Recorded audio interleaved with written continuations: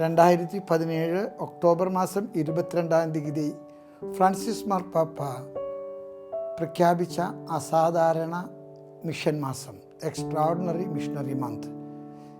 2019 October 1 തുടങ്ങി 31 വരെ സഭ തുടങ്ങുകയാണ്.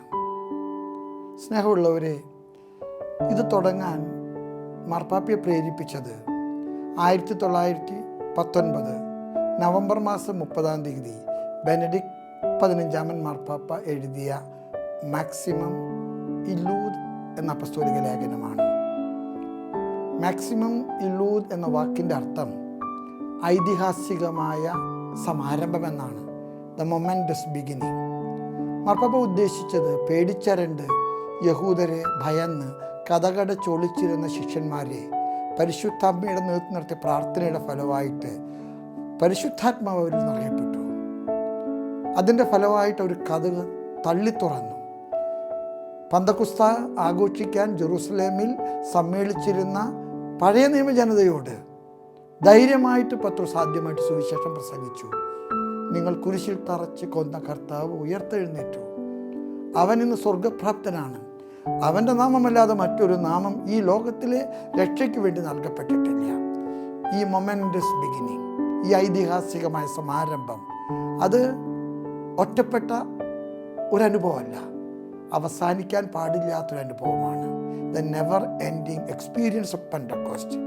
അതുകൊണ്ട് തളർന്നു കിടക്കുന്ന സഭ, കഥകടച്ചൊളിച്ചിരിക്കുന്ന സഭ, അപമാനത്താൽ ഭയപ്പെട്ട ആളുകളുടെ മുഖത്ത് നോക്കാൻ ധൈര്യം കാണിക്കാത്ത സഭ, പരിശുദ്ധാത്മാവിൻ്റെ അഭിഷേകത്താൽ കതക് തുറക്കണം, പുറത്തു വരണം.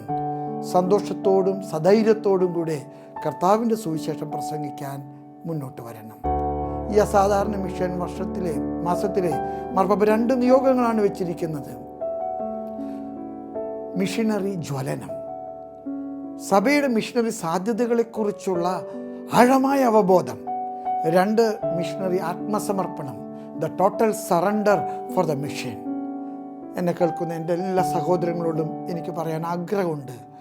ഈ അസാധാരണ മിഷൻ മാസം ഒരു പുതിയ പന്തക്കുസ്ത അനുഭവം സഭയിൽ സംജാതമാക്കട്ടെ. നമ്മുടെ ഭയപ്പാടുകൾ, നമ്മുടെ അപമാനങ്ങൾ, നമ്മുടെ മനസ്സിന് അലോലസപ്പെടുത്തുന്ന മാനക്കേടുകൾ ഒരുപക്ഷെ പരിശുദ്ധാത്മാവിൻ്റെ അഭിഷേകത്താലെ സധൈര്യം കതക് തുറന്ന് കർത്താവ് രക്ഷകനും നാഥനുമാണെന്ന് സർവരോടും പ്രഖ്യാപിക്കാൻ നമുക്ക് മുന്നോട്ട് വരാം. ഒരു പുതിയ ജ്വലനം ബോധതലത്തിലെ, ഒരു പുതിയ ജ്വലനം പ്രവൃത്തിപഥത്തിലെ മിഷൻ മാസം ഉണ്ടാകാൻ നമുക്ക് പ്രാർത്ഥിക്കാം. പന്തക്കുസ്ത പുതിയ മിഷൻ ചൈതന്യത്താൽ സഭയെ നിറയ്ക്കട്ടെ. ദൈവം നിങ്ങളെല്ലാവരെയും സമൃദ്ധമായിട്ട് അനുഗ്രഹിക്കട്ടെ. ആമേൻ.